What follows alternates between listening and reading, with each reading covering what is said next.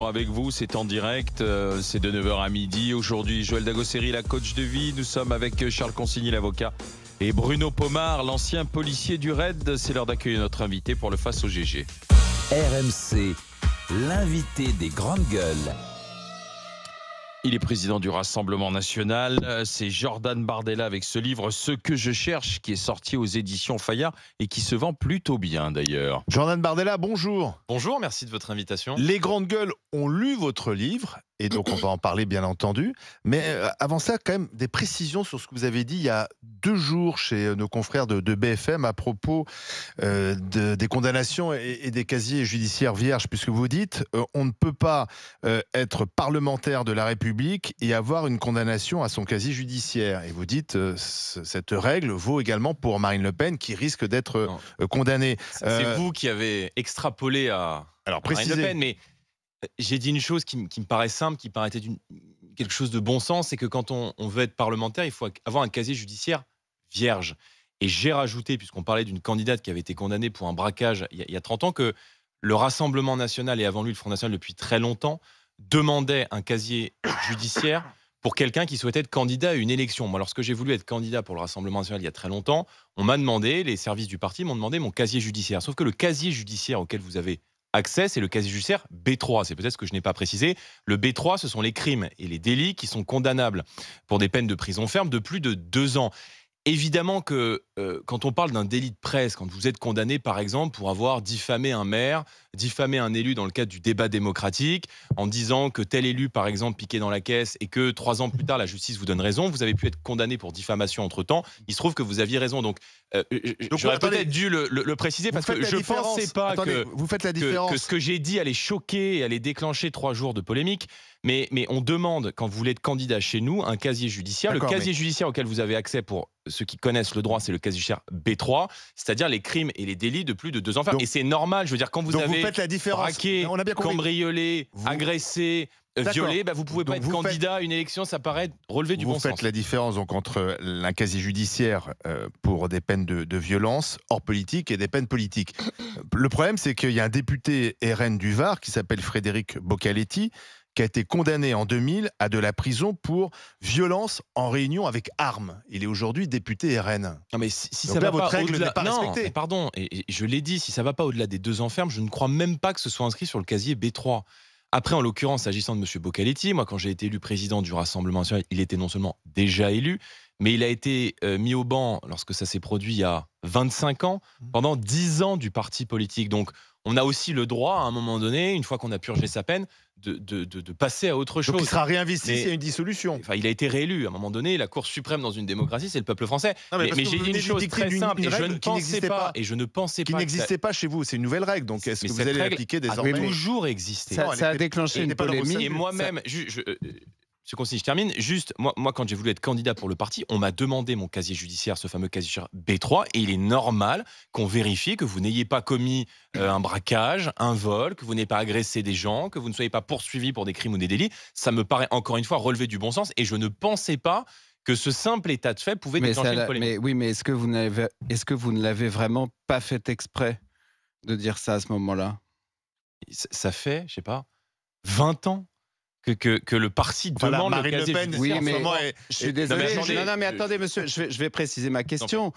Vous avez une certaine habitude des plateaux, des interviews. Vous dites rarement les choses par hasard. Vous n'êtes pas un néophyte des interviews des chaînes d'infos.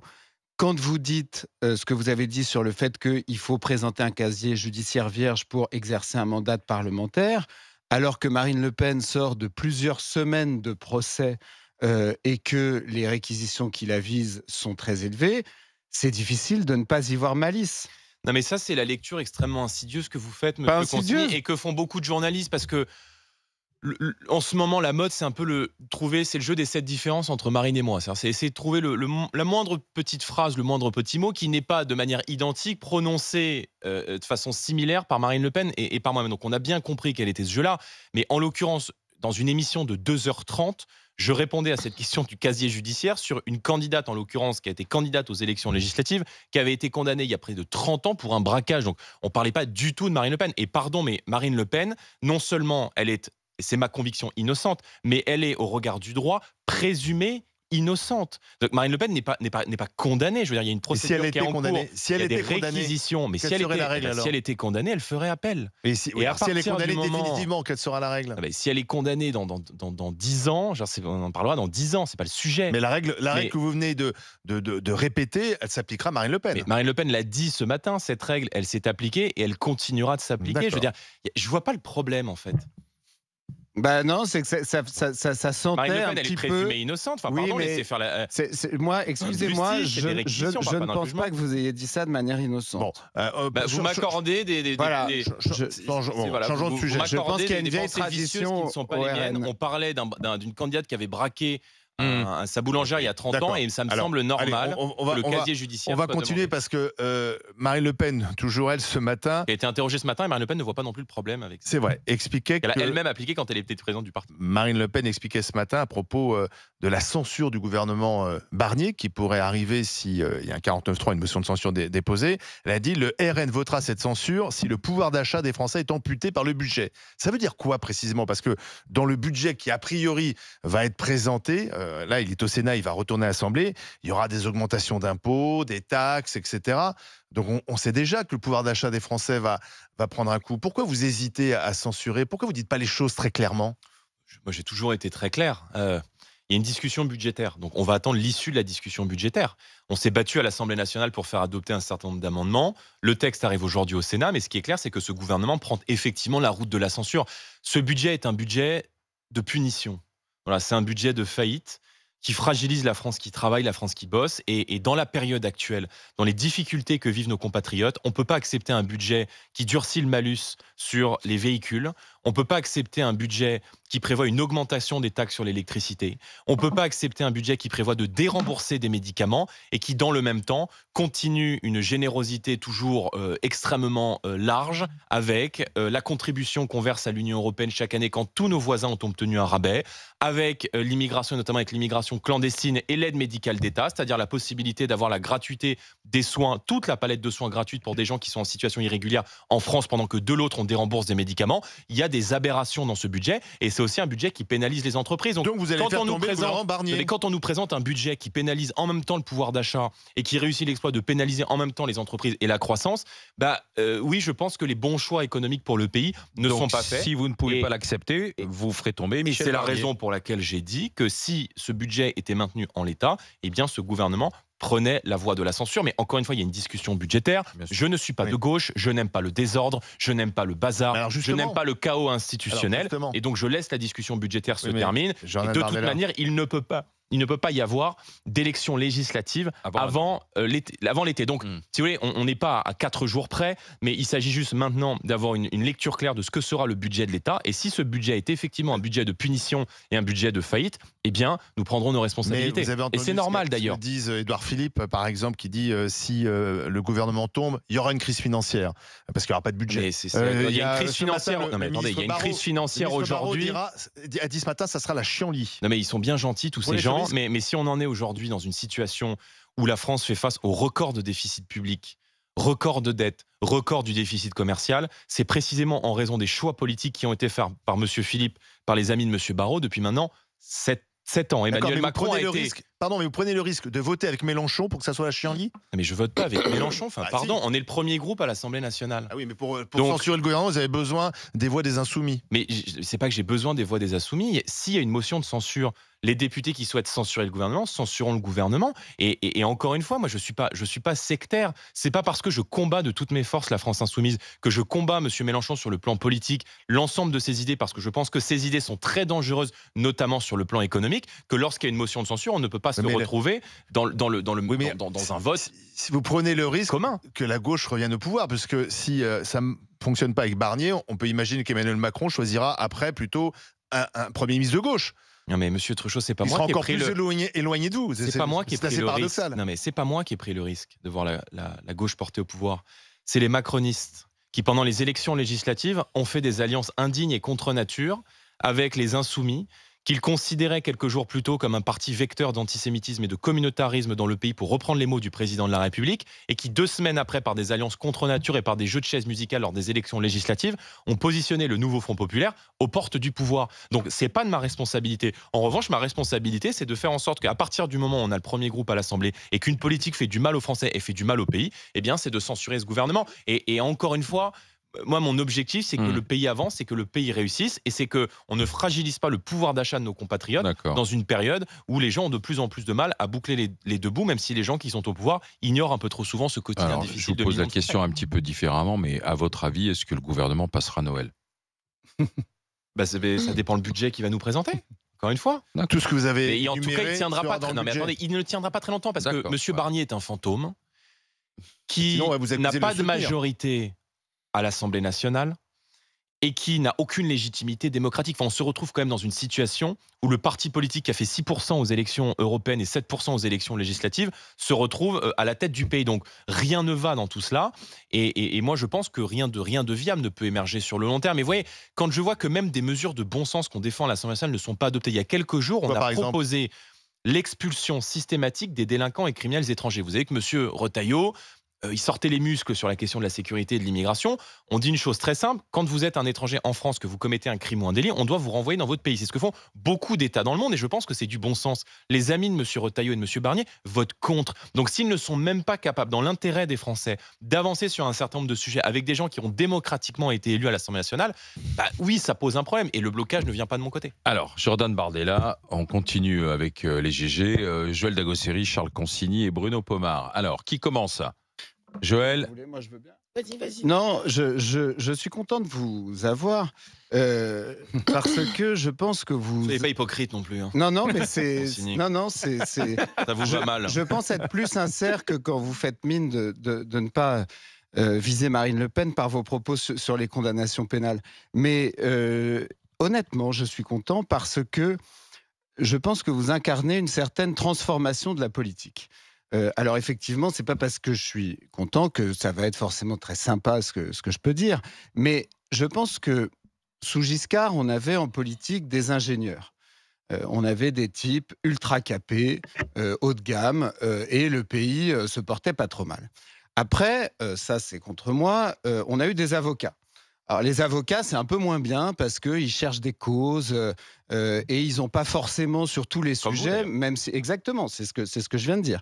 Mais ils n'ont pas forcément sur tous les sujets très techniques des connaissances très précises. Et je crains qu'on soit passé à l'ère des Instagrammeurs.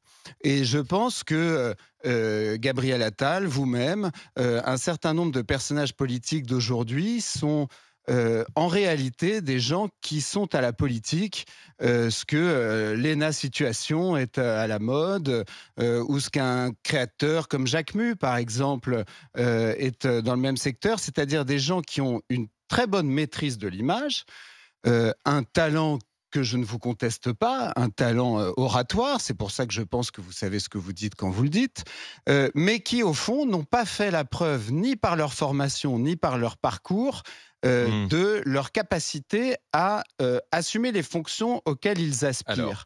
Et donc, vous avez compris ma question. Ma question, elle est toute simple. Vous avez dans ce pays, vous avez parlé il y a un instant des millions de Français qui souffrent, etc. Oui, effectivement, il y a des millions de petits chefs d'entreprise qui galèrent pour payer leurs charges, qui galèrent pour payer leurs salaires, qui galèrent pour avoir des clients. Il y a des millions de gens qui se tapent des métiers très durs et eux, ils connaissent une certaine réalité. Et en fait, moi, la question que je vous pose vraiment naïvement, c'est comment pensez-vous pouvoir gouverner des gens alors que vous n'avez aucune expérience d'aucune réalité concrète et difficile?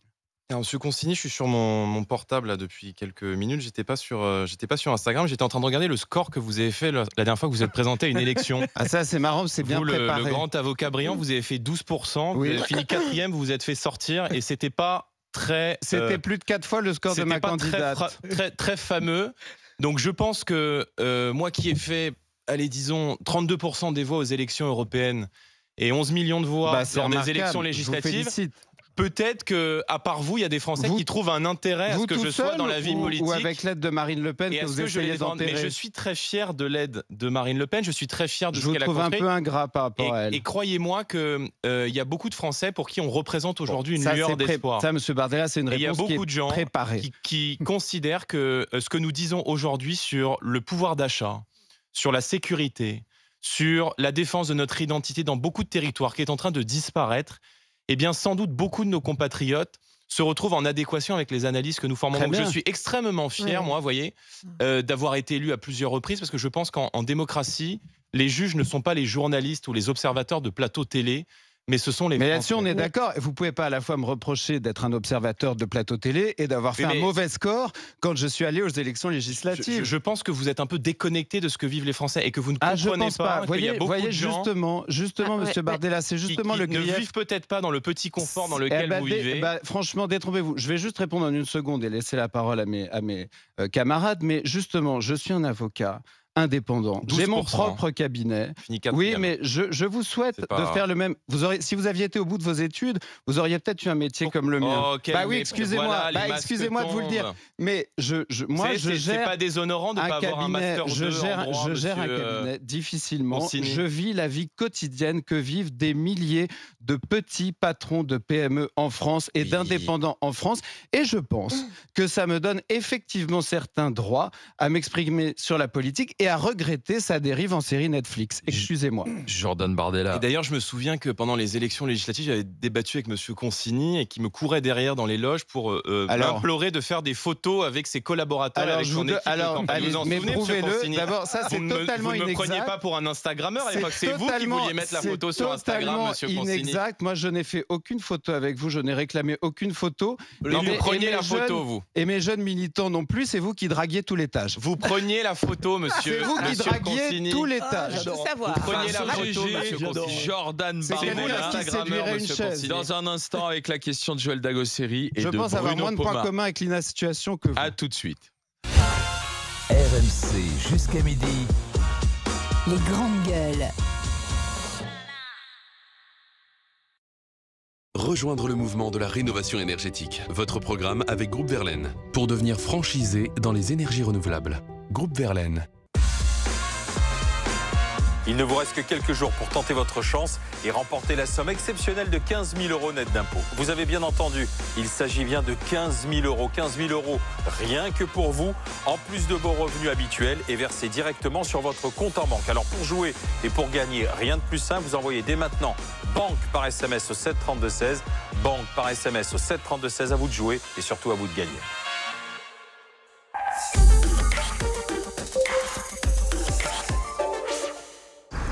Avec un tel espace intérieur, le nouveau Skoda Kamiq vous fait vous sentir libre.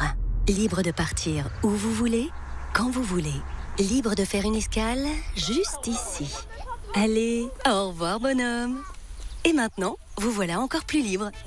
Nouveau Skoda Kamiq, à découvrir dès 229 € par mois avec 2 mois de loyer offert et sans apport. Disponible maintenant en concession ou sur skoda.fr. Skoda. Sur Le Bon Coin, grâce à la seconde main, les fêtes sont plus abordables, plus responsables et plus durables. C'est aussi ça, l'esprit de Noël. T'as entendu ? L'esprit de Noël. Le Bon Coin, le bon pour tous. Achetez maintenant. Avec maman, on a notre secret pour un goûter magique. Poussière de lune, poudre de volcan, goutte de nuages. Il y a une magie qui vous surprendra toujours. Tadam! C'est la magie de Kinder Cards. 2 gaufrettes fines et croustillantes qui renferment un cœur fondant au lait et au cacao pour un goût unique. Kinder Cards, la magie du biscuit Kinder. Avant, le mal de dos gâchait mes nuits. Avec le matelas Perco, j'offre à mon dos un confort ultime. Et à moi, de meilleures nuits. Perco a créé le meilleur matelas pour soulager notre dos avec des professionnels de santé. Testé par un laboratoire indépendant, sa technologie Body Adapt répartit idéalement mon poids pour soulager mes points de tension. Dans les 15 premiers jours, j'ai senti un soulagement de mes douleurs. Comme 9 utilisateurs du matelas Perco sur 10. Rendez-vous sur perco.com et profitez du Black Friday. Perco. Libérez votre dos. Vous voyez toutes ces dents? Droites, espacées, parfois difficiles d'accès. Tout ce qui les rend uniques les rend compliquées à nettoyer. Mais aussi uniques soient-elles, nettoyez-les toutes d'un simple clic avec Oral-B IO. Seule sa brossette ronde inspirée par les dentistes s'adapte délicatement aux dents, les entoure et les nettoie là où les brosses manuelles ne vont pas. En plus, vos gencives sont mieux protégées grâce à son capteur de pression intelligent pour un brossage 100% plus efficace. Le brossage parfait commence avec Oral-B.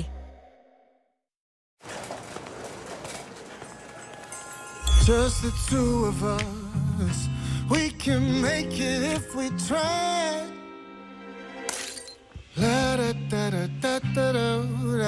À Noël, les petites attentions sont les plus tendres. Milka, tout est meilleur avec un peu de tendresse. Patientez jusqu'à Noël avec les calendriers de l'Avent Milka. Contrairement à ce que tout le monde pense, on peut vivre sans son téléphone. Et tout le monde, hein. En vrai, il y a déjà plein de moments où on n'est pas connecté. Il y a même des endroits où on n'en a pas besoin. Et plein de moments aussi où on a mieux à faire. Tout ça pour dire qu'on n'a pas toujours besoin de son téléphone. Mais bon, c'est vrai qu'on est quand même un peu perdu sans. Eh mais il est pété là! Alors on va trouver une solution pour votre téléphone cassé et vous en prêter un. Enfin, si nécessaire, hein. C'est ça les engagements ON. Orange est là. T'as pas dit qu'il fallait qu'on change aussi la carte grise? Ah ça, c'est pas ça, c'est pas ça. On devait être remboursé par la Sécu pour ton plâtre. Ben oui. Non mais imagine, je déclare pas ce qu'il faut aux impôts. J'ai tous mes trimestres pour la retraite. Ça va. Perdu dans vos démarches? Il y a toujours un conseiller France Service à moins de 20 minutes de chez vous. Trouvez votre maison France Service sur france-service.gouv.fr.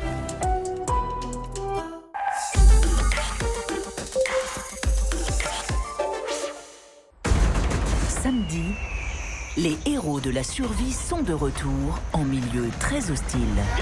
Je pense qu'on a couvert tout le spectre de la météo, des émotions et des dangers possibles. Parce qu'il s'agissait d'un défi véritablement unique en son genre. Retour à l'instinct primaire, nouvelle saison inédite, samedi à 21h10 sur RMC Story et RMC BFM Play. À voir seulement sur RMC BFM Play. Pour quelqu'un qui veut cacher quelque chose, c'est l'endroit rêvé. On l'a peut-être trouvé.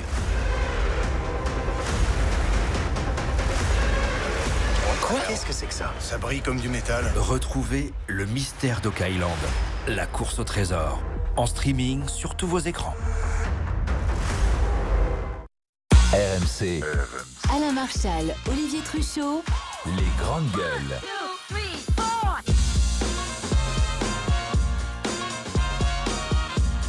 C'est Jordan Bardella qui est avec nous dans les GG, le président du Rassemblement National. Celui que vous en avez largement entendu parler, ce que je cherche aux éditions Fayard. Justement, on va venir un peu on va laisser l'actualité politique immédiate de côté pour parler de ce qu'il y a dans le livre. Joël Dagosseri, Bruno Pomar. Joël.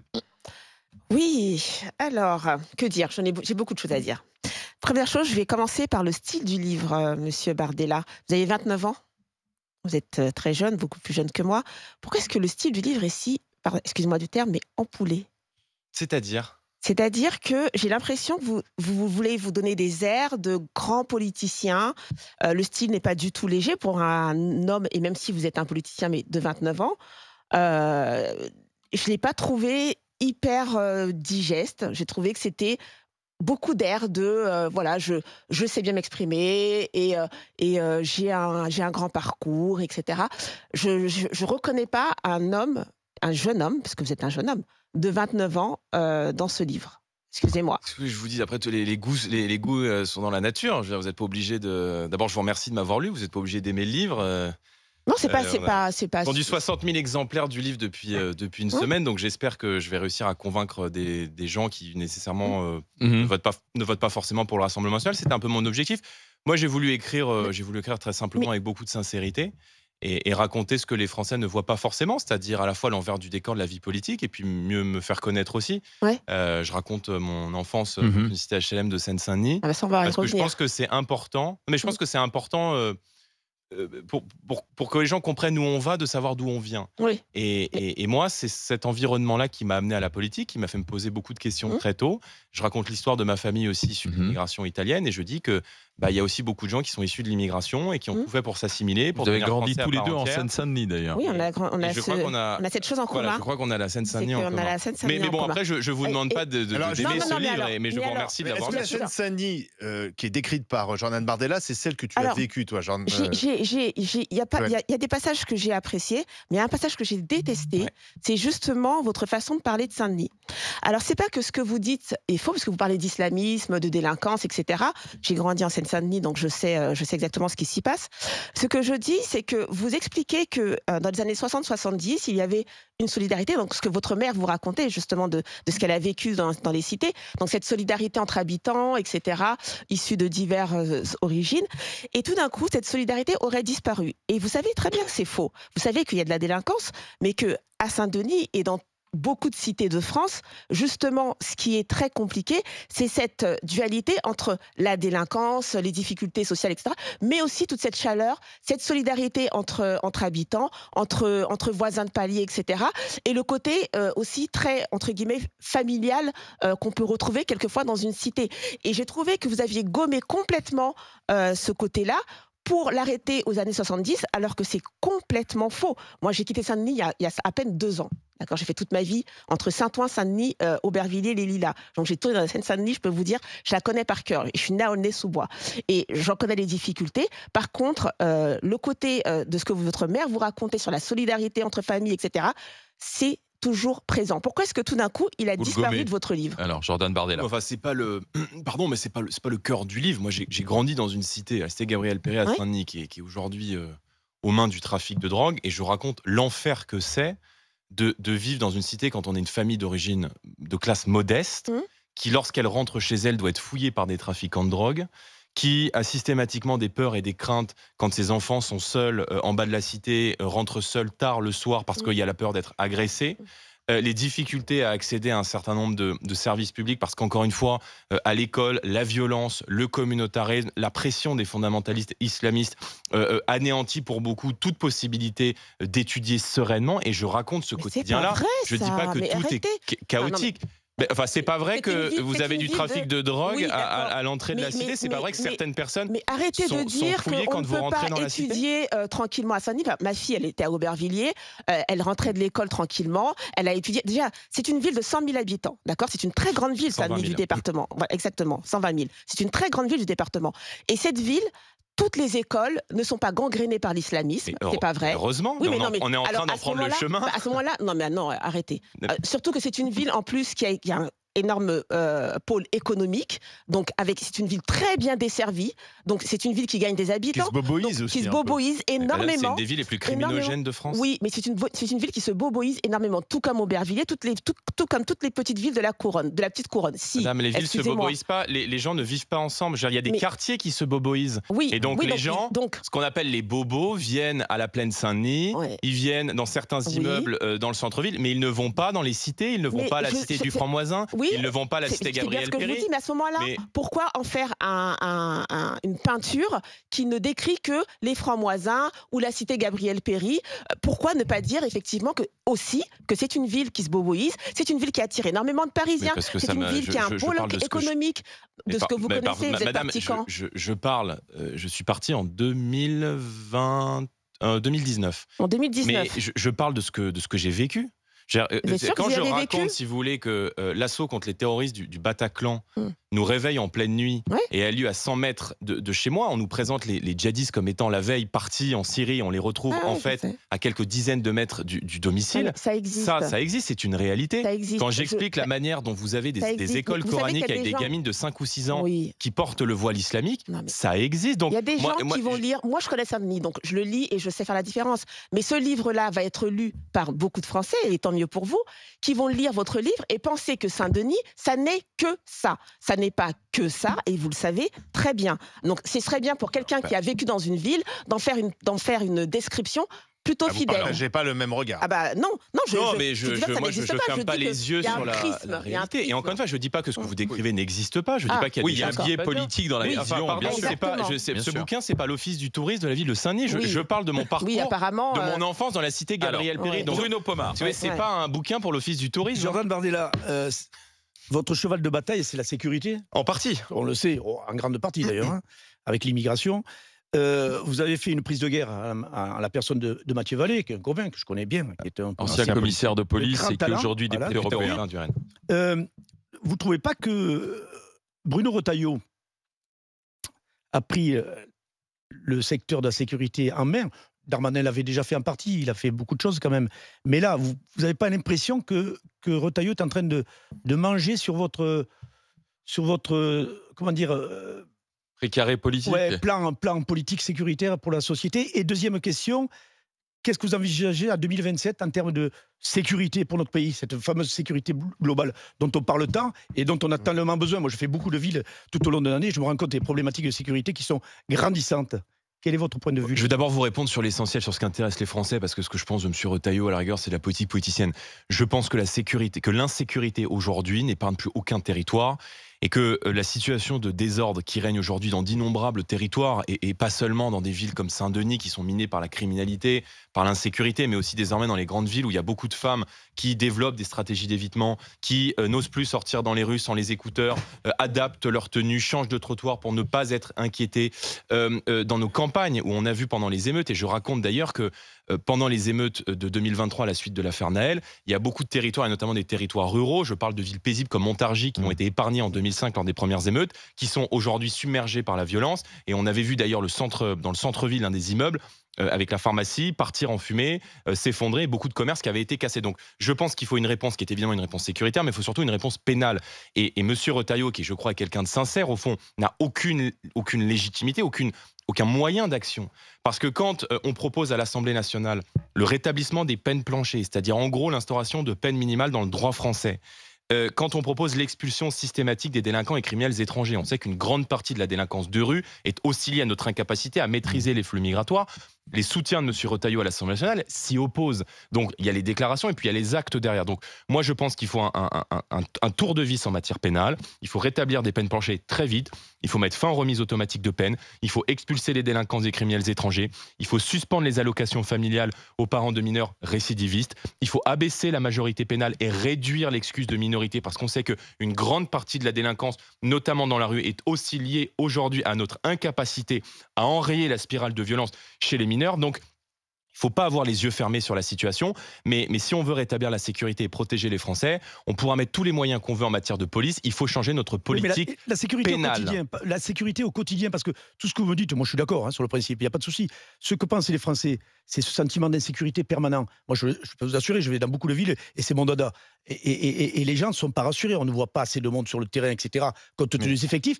Qu'est-ce que vous pensez peut-être de l'armée aussi dans les quartiers? Mais je pense que l'armée dans la rue, ça s'appelle la gendarmerie. Ça a d'ailleurs été précisément, ça a été créé pour, et je pense que si on veut rétablir l'ordre dans un certain nombre de quartiers, il faudra envoyer évidemment des brigades de gendarmerie, des brigades de police. Mais encore une fois, faut-il leur donner les ordres pour agir? Et surtout, il faut derrière que la justice soit implacable. On parle beaucoup du trafic de drogue en ce moment. On sait qu'on a 5000 chefs de gang, têtes de réseau qui sont identifiés par les services de renseignement. Il faut les mettre hors d'état de nuire sur le plan du droit. Mais combien de personnes passent 10, 15, 20, 30 fois par le commissariat? Combien de ces personnes ne sont jamais inquiétées et lorsqu'ils sont poursuivis, voient les peines aménagées à partir du moment où ils sont sanctionnés? Donc je pense qu'au-delà de 6 mois de prison ferme pour des faits d'atteinte à l'intégrité physique, il ne doit pas y avoir d'aménagement de peine. Mais je me demande si vous ne faites pas fausse route aujourd'hui dans votre stratégie de dédiabolisation, c'est ce qu'on a dit, de se présenter finalement avec le meilleur visage possible pour rassurer le plus grand nombre et gagner la présidentielle, parce que effectivement vous êtes rattrapé par des... Non, mais vous êtes rattrapé par des Bruno Retailleau qui finalement veut faire ce que vous préconisez. Il vient d'arriver.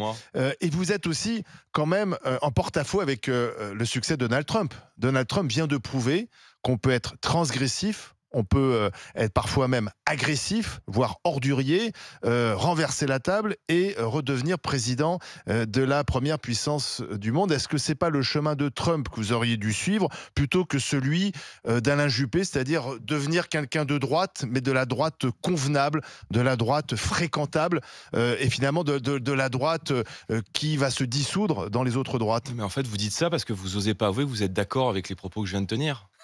Voilà, et que donc ça vous étonne sans doute et ça étonne sans doute beaucoup de gens. Non, le problème c'est pas moi. Hein, non mais si, je veux dire, vous et votre vous me reprochez de ne pas déraper. Vous me reprochez de ne pas avoir de propos outranciers, vous me reprochez de ne pas avoir de propos qui puissent paraître déraisonnables. Je pense que ce que j'exprime sont des idées de bon sens qui sont partagées par beaucoup de Français. Maintenant, la France, c'est pas l'Amérique. Le style Donald Trump, c'est un style qui est proprement américain. Quand on regarde effectivement les débats aux États-Unis, c'est un style qui est américain. C'est pas un style français. Il y a quand même l'idée en France d'une forme de modération. Et pardon, mais je ne suis pas comme ça, donc je vais pas me mettre à insulter tout le monde, à déraper sur les plateaux de télé, juste parce qu'il faut faire comme Donald Trump aux États-Unis. Ce n'est pas moi, et je ne vais pas m'inventer une personnalité. Justement, monsieur, sur le fond. Vous, je sais, vous n'êtes pas tout à fait sur la ligne de Marine Le Pen. Mais est-ce qu'il n'y a pas maintenant un énorme besoin en France, justement, de sortir de la modération, de sortir de cette espèce de centrisme dans lequel, en effet, vous basculez peu à peu, alors qu'on est aujourd'hui le pays le plus taxé du monde et le pays qui consacre la part de son PIB à la dépense publique la plus importante du monde. Moi, quand je regarde le programme du RN, je vous donne 2 exemples. Je vois que vous ne voulez rien changer sur les retraites, vous voulez même rabaisser l'âge de la retraite à 60 ans, alors que, honnêtement... C'est pas vrai. Si, 40 annuités, 60 ans. Pour ceux qui ont commencé à travailler avant 20 ans. Oui, mais donc... D'accord, les métiers difficiles. On sait, monsieur Bardella, que les retraites, c'est un coût énorme pour la collectivité. Et c'est ce qui fait qu'on a des charges sur les salaires aussi élevées, et c'est ce qui fait qu'on n'est pas compétitif et qu'on a une économie en berne. Donc ma question elle est simple. Vous êtes très très à droite sur la sécurité, etc. D'ailleurs, sur la justice, vous dites une chose et son contraire, parce que vous voudriez qu'elle soit très sévère, mais pas vous concernant. Mais bon. Mais ça n'est pas vrai. Si, là, c'est ce que vous venez de dire. Tout le monde s'est récrié sur les réquisitions du parquet, etc. Donc, quand elle vous concerne, il ne faut pas qu'elle soit ferme. Quand elle concerne les petits loulous de banlieue, il faut qu'elle soit... Mais peu importe, ça c'est anecdotique. Il n'y a pas peu importe. Ça c'est anecdotique. Mais en revanche, sur l'économie, monsieur Bardella, en fait, je trouve que le programme du RN, il est presque un programme de gauche. Il reste dans tout ce qui ankylose notre pays depuis des années. Alors, réponse. Et ce qui l'empêche je vous trouve pas très courageux là-dessus. Alors, je veux bien, mais va falloir transgressif. Vous mettre d'accord, parce qu'on me reproche de ne pas être suffisamment outrancier, et on me reproche d'être de gauche en économie. Donc, et puis sans doute quelqu'un dira que je suis d'extrême droite. Donc, sur l'économie, je pense que vous êtes de gauche. Peut-être comprendre que le vote pour le Rassemblement national aujourd'hui est un vote qui est très divers. Moi, je l'ai dit sur le programme économique, je pense qu'il faut qu'on porte 2 ambitions aujourd'hui. D'abord, il faut refaire de la France une économie de production, parce que je crois qu'il y a beaucoup de contraintes qui pèsent aujourd'hui sur la croissance et qu'on affrontera précisément le mur de la dette si on est capable de recréer de la richesse dans notre pays. Et quand on voit que le prix de l'électricité est notamment 2 fois plus élevé qu'aux États-Unis, quand on voit que nos entreprises ont des impôts de production qui sont 2 fois plus élevés que la moyenne européenne, quand on voit le fardeau normatif, la multiplication de normes qui pèsent par exemple sur les agriculteurs qui aujourd'hui subissent une concurrence déloyale parce qu'on leur impose toujours plus de paperasse, toujours plus de bureaucratie, et que de l'autre côté on laisse rentrer sur le marché commun des produits qui ne sont pas soumis à ces mêmes normes, ça pose un problème. Et deuxièmement, il faut revaloriser le travail. Moi, je me réjouis pas que le premier emploi significatif en France, ça soit 27 ans quand c'est 23 ans en Allemagne. Donc il y a un problème de taux d'activité. Et moi, je pense que la réforme que nous avons portée était une réforme qui visait précisément à rentrer plus tôt sur le marché du travail. Maintenant, je l'assume, c'est un choix de société. Quand vous faites un métier difficile, monsieur Consigny, quand vous n'avez pas notre chance de travailler dans des bureaux où on a des conditions qui sont quand même un peu moins difficiles, il faut le dire, que des gens qui travaillent dans le BTP, qui travaillent à l'extérieur, qui travaillent sur un champ d'agriculteur, eh bien, nous, on peut partir plus tard. Nous, on peut partir à 64 ans. Mais pardon... Mais même 64 ans, ça suffit pas. Pardon, quand vous avez des gens qui ont le dos cassé, qui ont le corps usé et qui n'arrivent plus à dormir la nuit parce que le dos est cassé par le travail, et ben cette France-là, pardon, elle a le droit de partir un petit peu plus tôt. Et moi, je pense que quand vous avez commencé à travailler avant 20 ans, vous devez pouvoir partir avec 40 annuités parce que les carrières longues, ça doit être notre priorité. Il y a 2-3 dernières questions encore à vous poser. Je vous en prie. Dans un instant, avec vous, Jordan Bardella. RMC, 9h midi, les grandes gueules. Rejoindre le mouvement de la rénovation énergétique. Votre programme avec Groupe Verlaine. Pour devenir franchisé dans les énergies renouvelables. Groupe Verlaine. Il ne vous reste que quelques jours pour tenter votre chance et remporter la somme exceptionnelle de 15 000 € net d'impôts. Vous avez bien entendu, il s'agit bien de 15 000 €. 15 000 € rien que pour vous, en plus de vos revenus habituels et versés directement sur votre compte en banque. Alors pour jouer et pour gagner, rien de plus simple, vous envoyez dès maintenant banque par SMS au 7 32 16. Banque par SMS au 7 32 16. À vous de jouer et surtout à vous de gagner.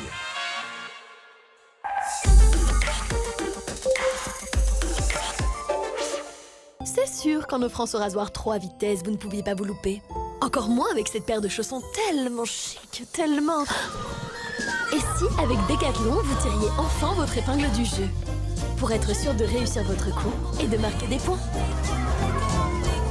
Cette année, faites de Noël un moment de jeu.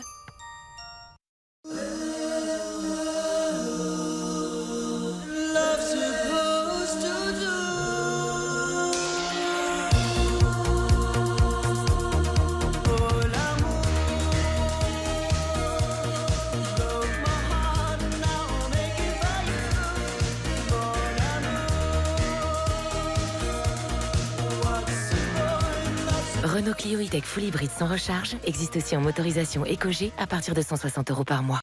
Pour les fêtes, Vistaprint vous offre jusqu'à moins 50% sur des calendriers, des cartes de vœux et des cadeaux personnalisés qui feront l'unanimité. Jusqu'à moins 50% sur Vistaprint.fr. Ne vous inquiétez pas, ça va bien se passer. On n'a jamais eu d'accident.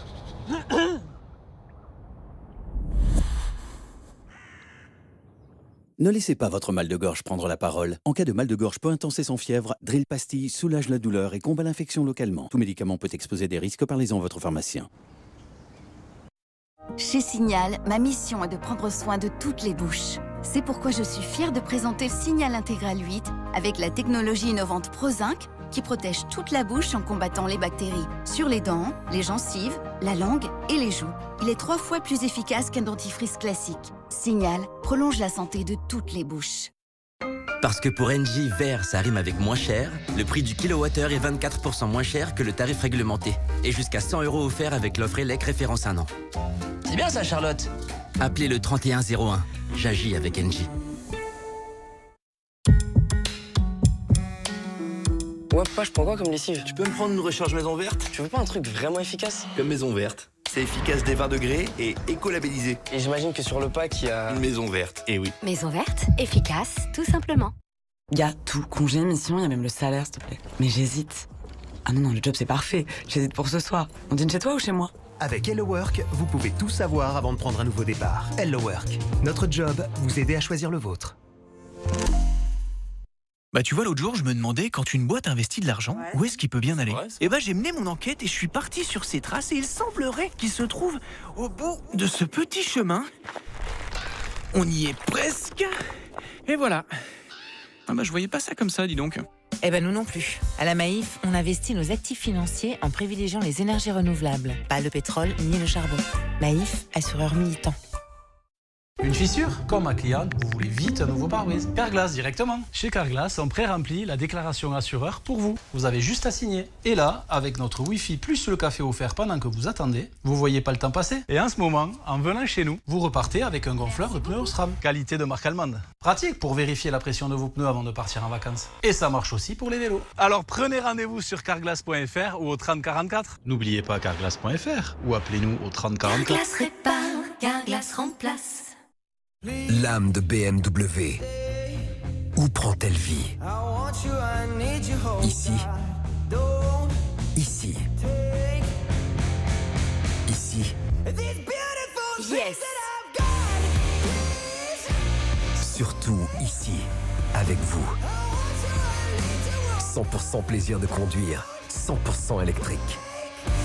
Le plaisir de conduire continue avec la BMW iX1 M Sport à 490 € par mois.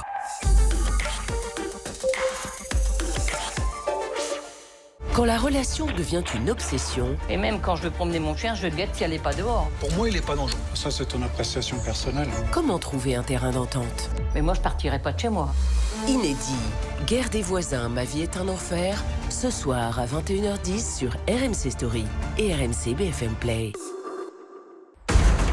Samedi, les héros de la survie sont de retour en milieu très hostile. Je pense qu'on a couvert tout le spectre de la météo, des émotions et des dangers possibles. Parce qu'il s'agissait d'un défi véritablement unique en son genre. Retour à l'instinct primaire, nouvelle saison inédite, samedi à 21h10 sur RMC Story et RMC BFM Play. Alain Marchal, Olivier Truchot. Les grandes gueules. Les GG, les grandes gueules en direct sur RMC, RMC Story, 9h midi tous les jours. C'est Jordan Bardella qui est resté dans son face au GG. Le livre, vous le connaissez, Ce que je cherche. Jordan Bardella, laissons de côté l'actualité politique immédiate, même si on va en dire un mot dans un instant avec les agriculteurs. Mais ce livre, vous avez parlé du parcours personnel de la Seine-Saint-Denis, notamment avec Joël Dagosseri. Vous parlez aussi de ce que c'est que la difficulté de faire une campagne. Vous avez commencé les campagnes électorales très jeune. Vous racontez les nuits sans sommeil. Vous racontez les réactions allergiques au maquillage. C'est-à-dire que je me suis retrouvé face à vous, j'avais 22 ans, donc j'étais tête de liste aux élections européennes, donc j'avais encore peut-être moins le droit de me planter que d'autres responsables politiques que vous interrogez.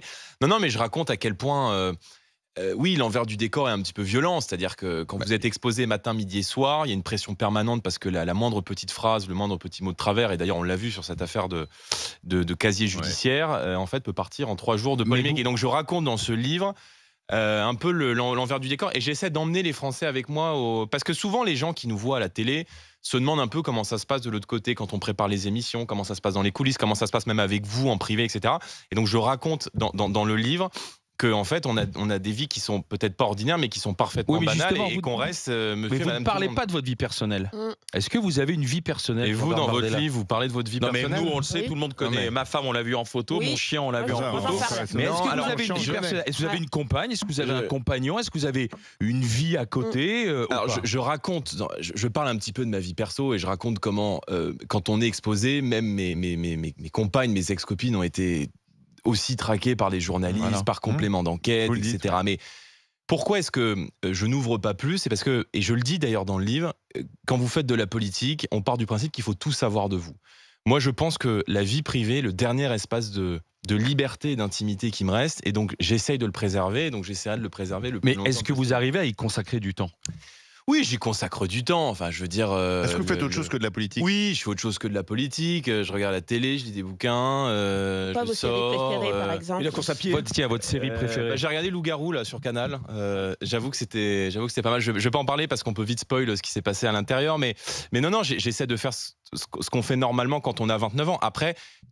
Je fais à 29 ans. Mais par exemple, vous sortez, parce qu'à 29 ans, vous sortez. Vous allez en boîte? Vous allez en boîte, vous dansez. Non, aller en boîte, c'est un peu compliqué parce que de toute manière, vous verriez immédiatement les vidéos sur les réseaux sociaux. Mais c'est une vie qui est particulière. Et je dis d'ailleurs. Non, je n'en ai pas perdu, j'en ai gagné beaucoup. Mais je dis que je fais à 29 ans ce qu'on fait normalement à 50. Et donc. Mais ce que je pose la question. Et donc en me lisant, les Français comprendront un peu ce qui se passe de l'autre côté des caméras. Est-ce que parce que vous avez fait finalement un sacrifice, la politique, effectivement, comme l'a dit Alain, c'est un sacerdoce. Ouais. Voilà, ça demande beaucoup d'investissement. Vous l'avez fait alors que vous aviez ces années de jeunesse de 23 jusqu'à maintenant 29 ans. Est-ce que vous n'avez pas quelques regrets? Je suis peut-être passé à côté de choses que doivent vivre les jeunes à ce moment-là. Si, peut-être, mais je vais pas, je crache pas dans la soupe et je n'ai pas eu le droit à l'insouciance qu'on a normalement quand on a 20-25 ans. Sortir avec une protection policière, devoir faire attention où on va, parce que c'est vrai que maintenant avec les téléphones ça va très vite. Vous êtes au resto, la personne avec qui vous êtes peut se retrouver prise en photo et se retrouver aussi sur vos réseaux sociaux. Donc ça n'est pas simple, ça n'est pas évident, mais je pense que la cause pour laquelle je me bats et que la confiance des Français en fait vaut tous les sacrifices. D'accord, mais si vous êtes nommé à Matignon, il y aura peut-être une dissolution, peut-être une victoire du RN, c'est probable, si on regarde les derniers sondages. Donc vous êtes à Matignon, il y aura forcément une photo dans Paris Match de vous avec votre compagne, votre chien. Donc là, non, ça sera non. C'est le jeu, c'est le jeu de la traque. Il faudra fuir les photographes le plus longtemps possible. Pourquoi vous n'êtes pas essayé à passer par le rôle de maire? Moi, ça m'a toujours interpellé parce que vous êtes une machine militante de guerre et vous êtes brillant, il n'y a rien à dire. Mais moi, ça me gêne. Je suis maire du rural. Ça n'a rien à voir avec votre position, mais je trouve que le passage maire aurait été intéressant. Pourquoi vous n'avez pas tenté ça ? Mais parce que je me suis construit comme cela. J'ai milité en Seine-Saint-Denis, j'ai fait mes armes politiques dans le département de la Seine-Saint-Denis, j'ai été élu dans ce département. Et puis l'opportunité s'est présentée à moi. Marine m'a confié la tête de liste aux élections européennes. Peut-être que si ça ne s'était pas présenté, je me serais peut-être présenté dans une commune aux élections municipales. Mais voilà, moi j'ai beaucoup de respect évidemment pour les élus locaux, on en a beaucoup, mais juste à un moment donné on peut pas tout faire, on peut pas être président du Rassemblement National, gérer un parti avec des dizaines de salariés, des dizaines de parlementaires, proposer aux Français des idées, un projet de société, rédiger des lois, se préparer à diriger des collectivités, être élu au Parlement européen, être le porte-parole d'un parti qui est aujourd'hui un parti de s'implanter sur le plan local. Joël Dagossiri. Je reviens juste sur le livre, parce qu'il y a un passage qui était assez intéressant, là où vous racontez que vous êtes amoureux de la langue française et que vous avez plusieurs inspirations, notamment Malraux, alors vous citez Malraux, Victor Hugo, même François Mitterrand d'ailleurs, dont vous avez écouté plusieurs discours. J'ai été étonnée parce que je me suis dit, tiens, il n'y a pas Jean-Marie Le Pen. Ça, c'est pas une de vos inspirations. Non, parce que c'est pas une. D'abord, je me suis pas engagé au Front National pour Jean-Marie Le Pen. Je me suis engagé pour Marine Le Pen et parce que c'était Marine Le Pen. Et peut-être que je ne l'aurais pas fait si ça avait été Jean-Marie Le Pen. Moi, vous n'avez jamais écouté de discours de Jean-Marie Le Pen? Si, mais je veux dire, rien ne vous a attiré chez Jean-Marie Le Pen parce que vous n'en parlez pas du tout. Mais non, parce que c'est peut-être pas mes références. Voilà. Qu'est-ce que c'est votre poème préféré de Jean-Marie Le Pen et Jean-Marie Le Pen, j'ai dû le voir 3 fois dans ma vie, Jean-Marie Le Pen.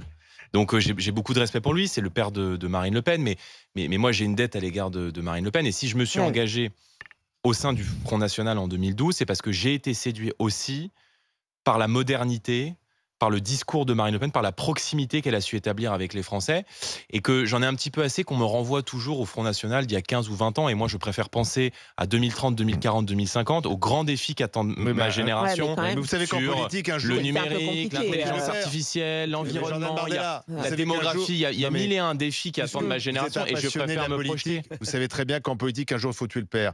Mais Nicolas Sarkozy l'a fait avec Jacques Chirac, Jacques Chirac l'avait fait en son temps avec Giscard, on peut citer Macron avec François Hollande. Ça veut dire quoi? Mais c'était le père, là c'est la mère. Mais on est différents des électeurs et vous pourrez me sortir cet extrait dans 10 ans. Et je pense que si les Français... Non, mais je pense que si nos électeurs m'ont aussi fait confiance très vite, c'est parce qu'ils savent qu'il y a entre Marine et moi un lien de confiance qui est extrêmement fort. Jamais rompu. Et d'ailleurs, dans ce livre, je raconte aussi... ma relation avec Marine Le Pen, parce que c'est vrai qu'on a une relation qui est extrêmement singulière. Moi, elle m'a fait confiance très tôt, j'ai toujours été son premier soutien, et on ne sera jamais concurrent. Donc vous ferez de la politique toute votre vie? Vous ferez de la politique toute votre vie? Écoutez, est-ce que je ferai de la politique toute ma vie? Je n'en sais rien. Je veux dire, est-ce que vous serez journaliste aux grandes gueules toute votre vie? En tout cas, ça fait 20 ans que ça dure. À la fin, moi, maintenant. Non, mais ça fait 20 ans que ça dure et ça fait 20 ans que ça marche. Donc, moi, je continue d'avancer et je pense que nous avons aujourd'hui les espoirs de millions de Français sur dos. Et je vais vous dire, je vais me battre jusqu'au bout pour faire en sorte que les idées pour lesquelles que les Français qu'on représente puissent arriver au pouvoir. Donc, j'irai jusqu'au bout. Et ma plus grande peur et ma plus grande crainte, c'est peut-être de décevoir les Français qui attendent de nous et qui croient en nous. Un dernier mot, parce que c'est quand même l'actualité la plus brûlante, ce sont les agriculteurs qui sont mobilisés, 3e jour de mobilisation. Le ton est monté d'un cran, puisqu'il y a un blocage en ce moment, notamment installé dans le sens Espagne-France sur l'autoroute A9. Est-ce que vous soutenez bien sûr les agriculteurs? On l'a entendu, mais est-ce que vous soutenez les blocages? Non, mais il faut arrêter avec ce truc de est-ce que vous soutenez les blocages? Pardon. Je veux dire, au début de l'année 2024, les agriculteurs sont descendus dans le nez parce qu'ils n'arrivaient plus à vivre de leur travail. Parce qu'ils sont mis en concurrence avec des produits du bout du monde qui respectent aucune des normes qu'on leur impose et qui ne supportent plus cette inflation de normes, et notamment de normes environnementales qui les empêchent de travailler. Donc moi, j'ai toujours été opposé au blocage, à la violence, etc. Mais je soutiens les agriculteurs, je soutiens leurs revendications, parce que ce qu'il y a derrière ces revendications, c'est la souveraineté alimentaire de la France. Non, je demande, Monsieur Truchot, qu'on traite les problématiques des agriculteurs et qu'on rejette l'accord avec le Mercosur. Merci. J'aurais bien aimé savoir ce qu'aime Jordan Bardella chez Victor Hugo. Merci, il te le dira en coulisses. Plus de temps. Merci Jordan Bardella, merci à vous. DGG avec la colère agricole. Et la suite est dans le livre, naturellement. RMC, 9h, midi, les grandes gueules.